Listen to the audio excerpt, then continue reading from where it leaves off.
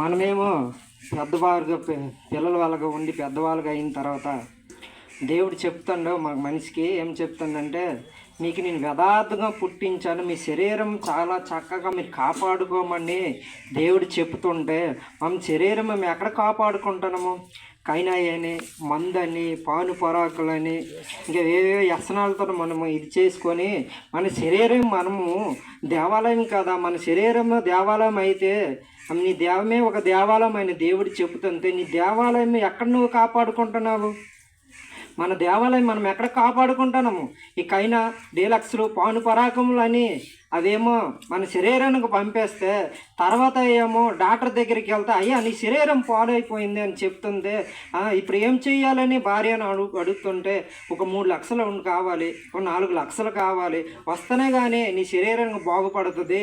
లేదు అన్నప్పుడు ఆ భార్య చేసుకున్న భార్య కూడా అయ్యో మా ఆయన బాగున్నప్పుడు కైనాలు డీలక్స్లు వేశాడు, దీనివల్ల నాకు నరకంలో పడేశాడే అనుకుని భార్య వేడుస్తుంది.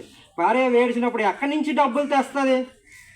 దేవుడు మంచి ఆరోగ్యం ఇచ్చినప్పుడు కాపాడుకోకపోతే ఆ ఆరోగ్యము చెడకు చేసుకుంటే అది ఎవరిది తప్పు? ఆ తర్వాత ఏం చేస్తారంటే దేవుడు అన్యాయం చేస్తాడు, దేవుడి మీదనే భారం వేస్తారే కానీ దేవుడు మనిషికి ఎక్కడ అన్యాయం చేశాడు?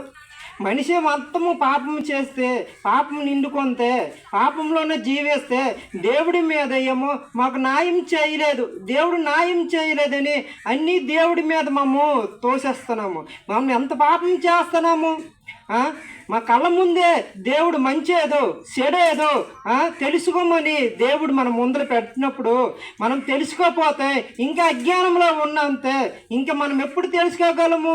ఆ దేవుడే అతను లోకం విడిచి లోకానికి వచ్చి దీనుడుగా దరిద్రుడుగా వచ్చి మన గురించి మా కుటుంబాలు బాగోళ్ళు ఉండాలి, శాపం నుంచి దోషం నుంచి ఇడిపించాలని తన రక్తంతో ఈ భూమి మీద రక్తంతో కడుక్కోమని ఆ యేసయ్య చెప్పినప్పుడు ఎవరు వినట్లేదు. మా ఇంట్లో దేవుడు ఉన్నారు, మా ఇంట్లో దేవుడు అని అందరూ అంటున్నారు. కానీ ఆ సచ్చి దేవుడు ఎవరు?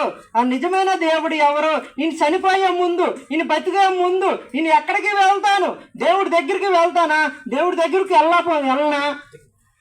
వెళ్ళనా ఈయన చాలా ఉంటాను అనుకుని దేవుడు మనసు అనుకుంటాను. కానీ ఏ మనిషి కూడా గ్రహించలేకపోతున్నారు. ఎంతైనా వాళ్ళ సొంత పనుల గురించే చూస్తున్నారు, మరి వాళ్ళ సొంత పనుల్లో వాడుకుంటున్నారు. కానీ దేవుడి పని ఒక్క రోజైనా, ఒక సిటమైనా, ఒక గడియైనా, ఒక నిమిషమైనా దేవుడి పని నేను చూస్తాను, నేను చేస్తాను. దేవుడు నాకు ఎందుకు ఆరోగ్యం ఇవ్వడు, ఎందుకు నాకు బాగుచ్చాడు, ఎందుకు నేను చనిపోయే ముందు దేవుడి దగ్గర నేను వెళ్ళను అని ఏ మనిషి గ్రహించట్లేదు.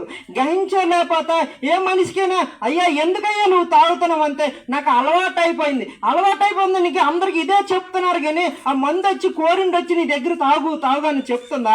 ఆ మందు బాటిల్ మీద కూడా రాస్తున్నారు. ఆ రాసినప్పుడు అది కూడా చూసి కూడా తాగుతున్నారు. అంతే.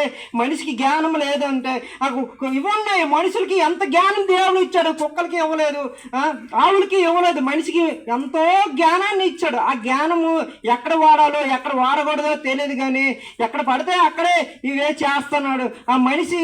దేవుడు ఎంత అన్యాయం చేయమని మాట్లాడుతున్నారు. కానీ దేవుడు ఏ మనిషికి అన్యాయం చేయలేదు. ఎవరు ఎలాగ వాడుకోవాలో దేవుడికి తెలుసు, ఖచ్చితంగా తెలుసు. దేవుడికి అన్నీ తెలుసు. ఈ భూమి ఆకాశం సృష్టించిన సృష్టికర్తకి తెలియదు. మనిషికి అట దేవుడు చనిపోయేంత వరకు అవకాశం మీద అవకాశం ఇస్తూనే ఉన్నాడు.